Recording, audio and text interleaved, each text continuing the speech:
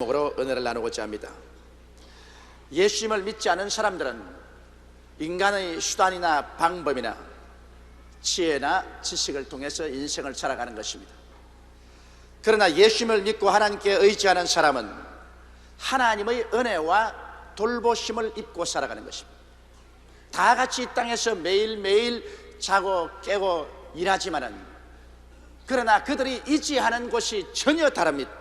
믿지 않은 사람은 인간을 의지하지만 믿는 사람들은 하나님을 의지하고 하나님의 은혜에 의해서 하루하루 살아가게 되는 것입니다. 왜냐하면 하나님께서는 성경에 친히 우리의 목자가 되신다고 선언하고 계신 것입니다. 그러므로 우리는 하나님의 기르시는 양들인 것입니다. 양은 목자의 음성을 듣고 순종하며 목자를 신뢰하고 따라가면 목자는 양을 돌보고 지키고 인도하고 양육하게 되어 있는 것입니다. 그러므로 우리는 목자 없는 양같이 버린 사람들이 아니요, 우리는 목자를 가진 양들로서 하나님께서 우리들을 친히 매일같이 돌보아주는 그러한 삶을 살아가고 있는 것입니다. 그러므로 우리 양들인 성도들이 목자이신 하나님과 확고한 관계를 맺기 위해서는 우리는 단호한 믿음을 가져야 되는 것입니다. 성경에는 믿음이 없이는 기쁘시게 못하나니 하나님께 나아가는 자는 반드시 저가 계신 것과 저를 간절히 찾는 자에게 복 주시는 이심을 믿어야 할지니라고 말씀을 하고 있는 것입니다. 그러므로 오늘 저는 이 실천적인 믿음의 교훈을 기생 라합의 생애와 그 신앙을 통해서 여러분과 함께 알아보고자 하는 것입니다. 첫째로, 믿음이 우리 마음속에 어떻게 발생하는 것입니까? 우리는 하나님을 알아야 우리 마음속에 믿음이 생기는 것입니다. 기생 라합은 비록 그가 기생이요 그의 처신이 말이 아니었지만 그러나 그는 하나님에 대한 소식을 들었습니다. 성경에는 믿음은 들음에서 나며 들음은 그리스도의 말씀으로 말미암되는데 기생이 하나님 말씀을 들은 것은 어떤 것일까요? 하나님께서 이스라엘 백성을 애굽에서 인도하여 내실 때 사람의 힘으로 도저히 건널 수 없는 홍해를 건넜다는 것입니다. 하나님께서 모세를 통하여 그 강한 손과 편팔로 홍해수를 가르매 애굽에서 이스라엘 백성들이 홍해를 육지같이 건넜다는 것입니다. 그러나 애굽 사람들은 바로와 함께 그 군대가 그 뒤를 따라서나 물이 도로 흘러버리며 다 물에 빠져 죽었다는 소식을 들었었습니다. 기생 라합은 이 소식을 들었을 때 그 간담이 서늘했고 온몸에 전율되었습니다. 하나님은 정말 살아계시구나, 하나님은 정말 기사와 이적을 행하시는구나, 이 사실을 그는 깨달아 알았었습니다. 그리고 요담 저편에 이스라엘 백성들이 전진해 올 때 시온 왕과 옥 왕 두 사람이 이스라엘을 대적하다가 하나님께서 저들을 이스라엘에게 넘겨주매 이스라엘이 칼날 아모리 사람 시온 왕과 옥 왕을 완전히 진멸해버리고 말았다. 한 사람도 살려놓지 않았다는 이 소식도 들었었습니다. 그래서 기생 라합의 마음속에는 이스라엘의 하나님은 상천하지의 하나님이시다. 이 하나님을 감당할 자가 없다. 그래서 그는 하나님에 대한 소식을 듣고 난 다음에 그 마음속에 믿음이 생겼고 그는 하나님을 경외하고 하나님을 찬양하게 된 것입니다. 이처럼 믿음이라는 것은 하나님의 역사를 우리가 듣고 성령의 감동으로 말미암아 우리 마음이 변화되어서 그래서 하나님을 믿고 하나님을 경배하게 되는 것입니다. 오늘날 우리 예수 믿는 사람도 그리스도에 대해서 확실한 소식을 들어야 되는 것입니다. 믿음은 들음에서 나며 들음은 그리스도의 말씀으로 말미암는 것입니다. 예수 그리스도에 대한 확실한 소식을 듣지 아니하면 우리는 예수를 믿을 수가 없습니다. 하나님의 아들 예수께서 성령으로 말미암아 동정녀 마리아의 몸에서 태어났다는 확실한 소식을 들어야 되는 것이며 예수께서 30세 요단강가에 나가셔 세례 요한에게 세례를 받고 일어나며 하늘 문이 열리고 하늘에서 성령이 비둘기같이 내려오면서 하늘에서 음성이 나서 가로되 이는 내 사랑하는 자여 내 기뻐하는 아들이라고 말씀했다는 사실을 우리는 확실히 들어야 되고 또 확실히 전달해 줘야 되는 것입니다. 그리고 예수님께서 사역을 시작하자마자 주님은 가시는 곳마다 죄인을 용서하시고 병든 자를 고치시고 귀신을 쫓아내시고 죽은 자를 살리시며 파도를 잠잠케 하시고 굶주린 자를 먹이시고 외로운 자에게 위로가 되어주시는 하나님, 좋은 하나님이었다는 것을 우리는 확실히 알려줘야 되는 것입니다. 예수님은 어떠한 사람도 미워하지 아니하시고 사람을 살리기 위해 오셨으며, 예수님이 오직 미워하는 것은 죄를 미워하셨고 귀신을 미워하셨고 병을 미워하셨고 죽음을 미워하셨고 저주를 미워하셨다는 사실을 우리는 분명히 들어야 되고 분명히 말을 해줘야 믿음이 생기는 것입니다. 오늘 예수 그리스도의 십자가 사건을 우리가 확실히 듣지 않고는 우리 마음속에 확고한 신앙이 생겨나지 않습니다. 기독교란 것은 십자가를 배제해놓고는 있을 수가 없습니다. 수많은 사람들이 교회 왔다 갔다 하면서 예수 그리스도 십자가 중심으로 살지 않습니다. 그들은 정치적인 기독교, 사회 변혁적인 기독교를 주장하면서 십자가 중심의 신앙에 서지 않습니다. 여러분, 유월절 제사 없이 이스라엘 백성은 430년 동안 애굽의 종살이에서 해방될 수가 없는 것처럼 우리는 십자가의 복음을 통하지 않고는 사탄의 권세에서 벗어나서 천국에 들어갈 수가 없는 것입니다. 그러므로 우리는 십자가 복음을 확실하게 알고 전도해야 되며 십자가의 복음에 확고한 믿음으로 서야 되는 것입니다.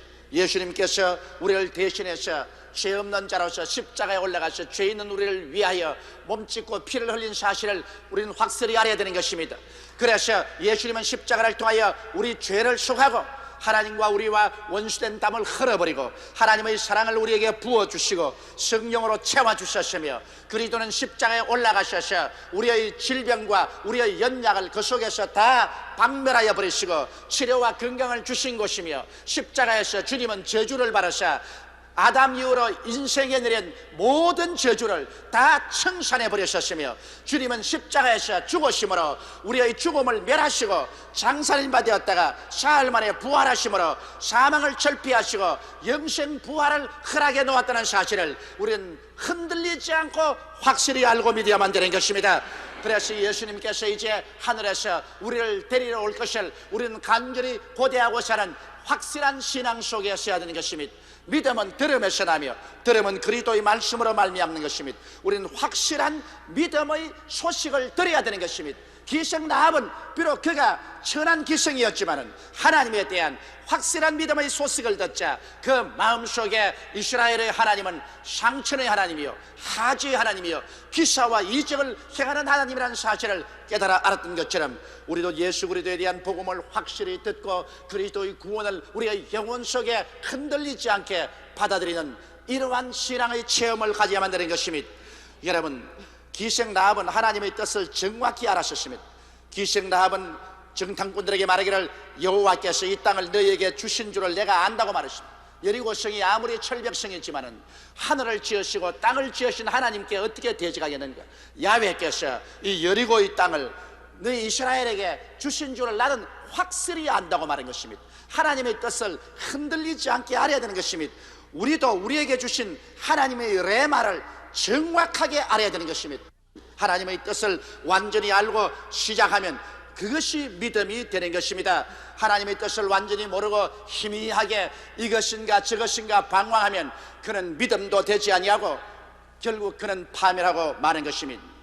둘째로 여러분, 이 기생 라합의 신앙에서 우리가 배워야 될 것은 그는 결단 있는 신앙을 가졌다는 것입니다. 행함이 있는 신앙을 가졌다는 것입니다. 그는 반쯤 믿고 반쯤 의심하고 마음으로는 믿으나 실천을 하지 않은 그런 신앙이 아니었습니다. 기생 라합은 목숨을 건 결단의 신앙, 즉 행함이 있는 신앙을 가진 것입니다. 여호수아가 이스라엘 백성들 가운데서 두 사람의 정탐꾼을 택해서 여리고성을 정탐하고 오도록 한 것입니다. 그래서 이 두 사람의 정탐꾼은 산엄하게 경계를 하고 있는 여리고성의 전역에 침투해 들어갔습니다.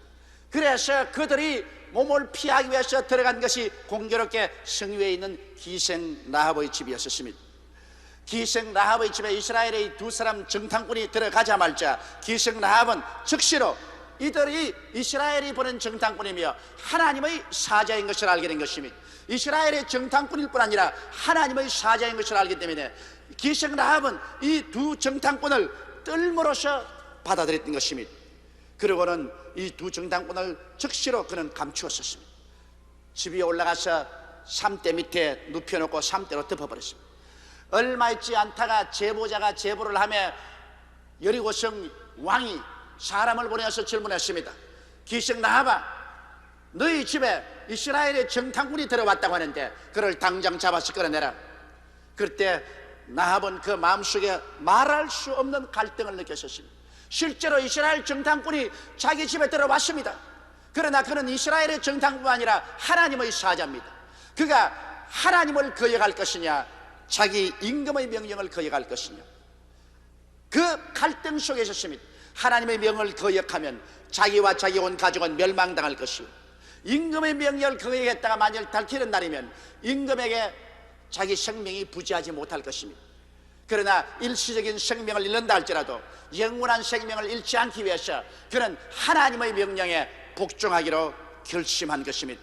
이래서 그는 단호한 신앙의 결단을 내리고 말하셨습니다. 물론 두 사람의 정탐꾼이 우리에게 들어왔었습니다.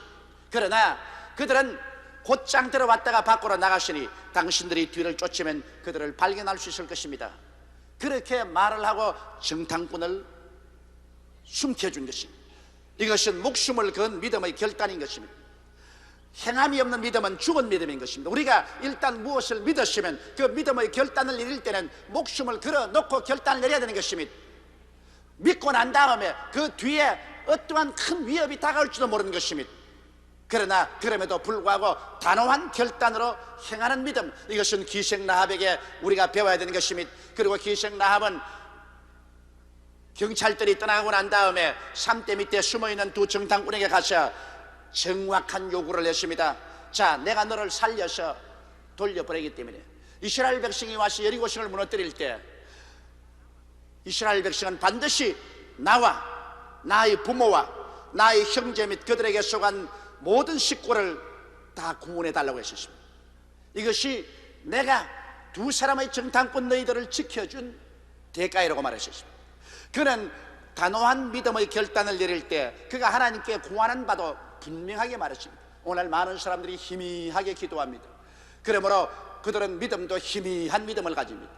여기에 기생 라합은 그가 단호한 결단을 내리고 구할 때 단호한 확실한 요구를 제시했던 것입니다. 그러자 두 정탐꾼은 말했습니다.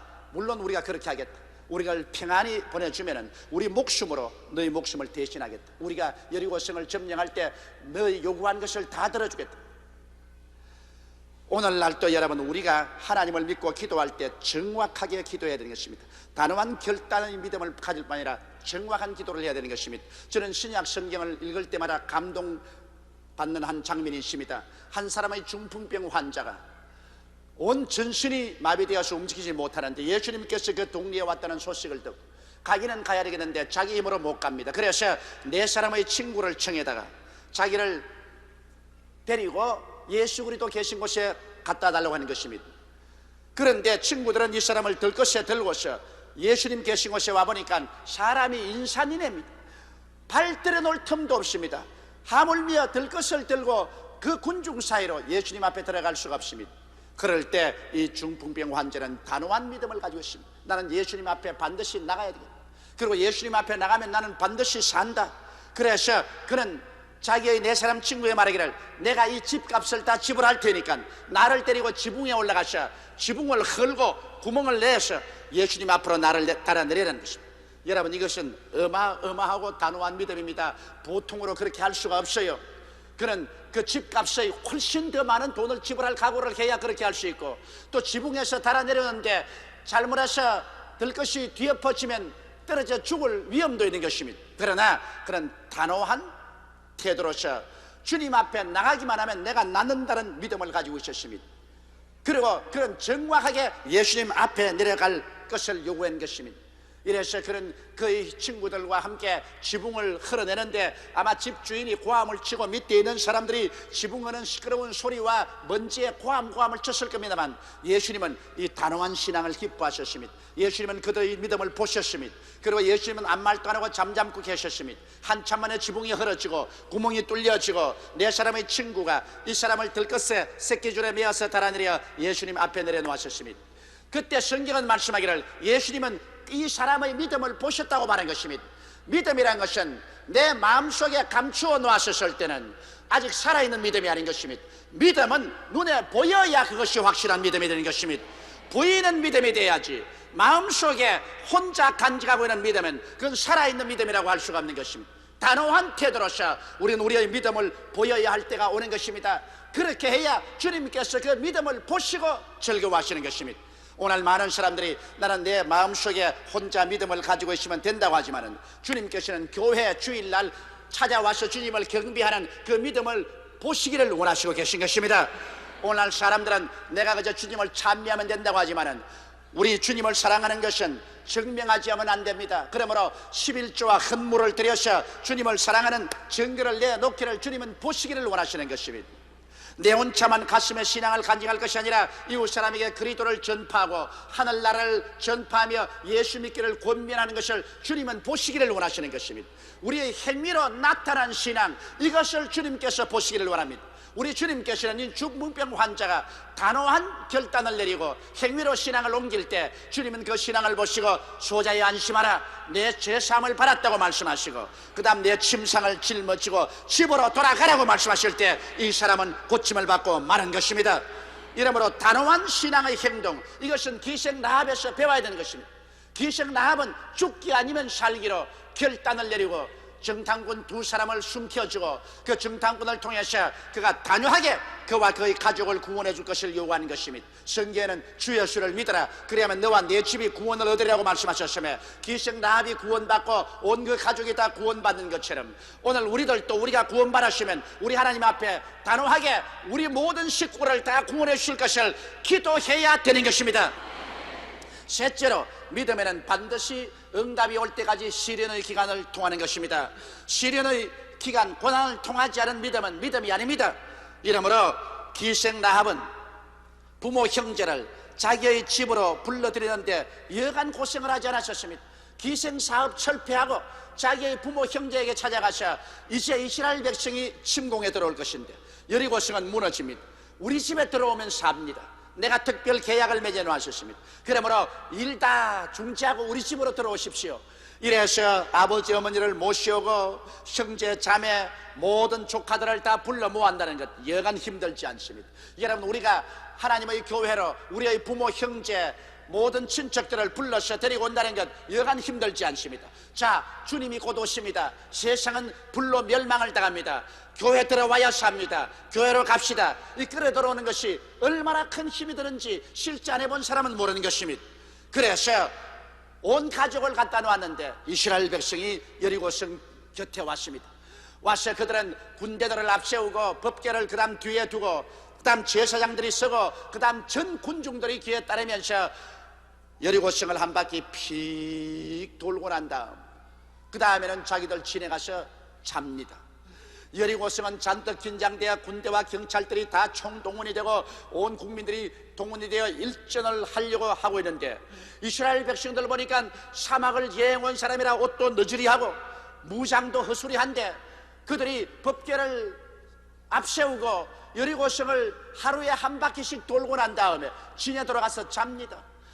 여리고에 있는 사람들이 보니까 저 사람들이 여리고를 점령할 리가 만무하다는 것입니다. 하루가 지났습니다. 이틀이 지났습니다. 사흘이 지났습니다.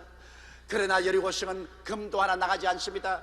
이러자 기생 라합은 굉장한 시련에 취하고 말한 것입니다. 아버지 어머니도 말합니다. 네가 기생사업 하더니만 이제 온 집안까지 망신을 치기는구나. 저 사람들이 와서 여리고를 무너뜨리기는 무슨 무너뜨린단 말이야. 에라, 나는 집으로 가겠다. 그리고 오빠도 언니도 동생도 아우도 모르다 아우성을 칩니다. 괜히 언니가 잘못 생각해가지고서 우리 사업 다 그만두고 이 집으로 끌어들였어. 이게 무슨 꼬락선이요. 하루 이틀도 아니고 벌써 사흘이 지났는데 이스라엘 사람들이란 하루 와서 한 바퀴 돌고 난 다음에 돌아가서 잠이나 자는데 저 사람들이 어떻게 여리고성을 무너뜨린단 말이요. 어림도 없는 소리 하지 마십시오. 우리 군대와 우리 경찰이 훨씬 강합니다. 우리는 집으로 돌아가겠습니다. 각각 보찜을 사고서 집으로 돌아가려고 합니다. 기생 라합은 이 사람들이 집 안에 있어야 구원을 받지 집 밖에 나가면 모두 다 멸망을 받을 것을 알고 있기 때문에 그런 집 밖에서 손을 활짝 펴고 그들을 막습니다. 안 됩니다. 아버지 어머니 오빠 언니 동생 조카들아 우리 집에 있으시오. 우리 집에 있지 않으면 망합니다. 그러나 그 사람들이 다 앙청대수합니다. 세상에 이 사람들이 여리고를 무너뜨린다니 말도 안 되는 소리 하지 마라. 그리고 너는 완전히 미쳤다. 그 다음 나흘째 하루 종일 가족들하고 싸웁니다. 가족들은 가겠다 그러고 기생나합은 그들을 붙잡고 목매게 매달립니다. 다섯째가 되었습니다. 이제는 영 기진맥진해집니다. 여섯째가 되었습니다. 그러는 성엔 금도 하나 가지 않습니다. 이제는 여리고의 군사들과 경찰들이 이스라엘 백성들을 보고 조소를 하고 웃습니다. 이스라엘 백성들의 그 너저리한 모습을 보게 될 때 여리고 성이 무너질 것 같지 않습니다. 눈에는 아무 증거 안 보이고 귀에는 아무 소리 안 들리고 손에는 잡히는 거 없습니다. 기생나합이 앞을 내다보니 칠흑같이 어둡습니다. 이거 이제 결단 났구나. 제 7일째가 되었습니다. 이제는 인내의 막바지에 이르렀습니다. 온 가족들이 데모를 합니다. 이젠 막 돌격을 해서 집 밖으로 나가려고 합니다. 참고 막다 기생나합도 이제는 기진맥진했습니다. 제 7일째 되게 보니까 이스라엘이 아침부터 일찌감치 일어나서 한 바퀴 돌고 또 두 바퀴 돌고 세 바퀴를 돌고 네 바퀴를 돌고 다섯 바퀴를 돌고 여섯 바퀴를 도는데 이것은 어린아이 장난 같기도 하고 성은 조금도 흔들리지도 아니하고 이제는 사람들은 구경꾼이 성 위에 모두 서서 그 장면을 구경만 하고 있지 아무런 걱정도 하지 않게 되었습니다. 이제 이 기생나합은 견디다 못할 지경이 되었습니다. 마지막으로 거의 온 가족들이 들고 일어나서 기생나합을 밀어 제껴버리고 그들은 밖으로 나가려고 한 그 참에 이스라엘 백성들이 7바퀴를 돌고 난 다음 일제히 고함을 치자마자 천지가 진동하는 요란한 소리가 나더니만 성은 위에서부터 무너지기 시작했습니다. 그러고 이스라엘 백성들은 사방에서 총검을 들고 나오는데 성벽 위에 있던 군사와 군인들이 전부 돌에 찢겨서 죽고 돌에 찡기어 죽고 도망을 치는데 물밀듯이 밀려온 이스라엘 백성들은 창검과 칼로서 이 모든 사람들을 다 죽였었습니다. 그러나 오직 무너지지 않은 성은 기생나합의 집만이 성 위에 우뚝이 서있고 무너지지 않았었습니다. 하나님이 약속한 대로 기생나합과 그 가족들을 다 구원해 주신 것입니다. 기생나합은 그의 신앙을 견지하는데 단호한 믿음으로 끝까지 인내한 것입니다. 여러분, 우리가 하나님을 믿고 나아갈 때 하나님께서 믿자 말자 내 믿음대로 될지라도 그대로 해주지는 않습니다. 우리가 눈에 보이는 믿음을 가지고 있을지라도 그 믿음을 가지고 그 다음에는 근질긴 인내의 싸움을 싸워야 되는 것입니다. 인내로서 시험해보지 않은 믿음은 믿음이 아닙니다. 인내를 통해야 믿음이 온전히 되고 온전히 된 믿음에 하나님이 역사하는 것입니다. 그러므로 우리가 일단 믿었으면 눈에는 아무 증거 안 보이고 귀에는 아무 소리 안 들리고 손은 잡히는 없어도 끝까지 믿음을 부여잡고 견뎌 나가야만 되는 것입니다. 어제 내가 우리 성도 한 분에게 편지를 받았는데 우리 교회 온 지 한 2년쯤 되는가 봅니다. 교회 열심히 나오고 11조 드리고 충성스럽게 주님 위해서 사는데 왜 모든 문제가 활짝 피어나지 않습니까? 그래서 나는 죽고 싶다는 그런 편지를 해왔습니다. 저는 그 편지를 받고 참 안타까웠었습니다. 교회 2년 나오고 난 다음 팔자가 왜 활짝 안 펴지냐고 그렇게 자기는 죽고 싶다는 편지를 받았는데 그럴 바에야 팔자가 안 펴줄 사람 누가 있겠습니까? 여러분, 교회라는 것은 팔자를 펴기 위해서 오는 것이 아닙니다. 교회란 예수를 믿고 영혼이 구원받고 난 다음 영혼이 잘 되고 나면 그 다음 하나님께서 범사에 잘 되게 하시고 강건하게 해주시는 것입니다. 우리가 영혼을 구원받아 천국 가는 것이 교회의 가장 첫째 임무인 것이요 확실한 천국 백성이 되어서 동남풍이 불고 서북풍이 불어도 흔들리지 않은 신앙이 증명되었을 때 그 토대 위에 하나님은 응답하여 주셔서 범사에 잘되게 하고 강건하게 만들어 주시는 것입니다. 믿음이 없이는 하나님을 절대로 기쁘시게 못합니다. 그러나 그 믿음은 막연한 믿음이 아닙니다. 하나님에 대한 정확한 지식과 뜻을 알고 목숨을 건 단호한 믿음의 결단을 내리고 그 다음 긴 시련을 이겨내야만 하는 것입니다. 이와 같은 과정을 통해서 하나님은 그 믿음을 인정하시고 그 믿음에 따라 열매를 맺게 해주시되 내 믿음대로 될지어다고 말씀하는 것입니다.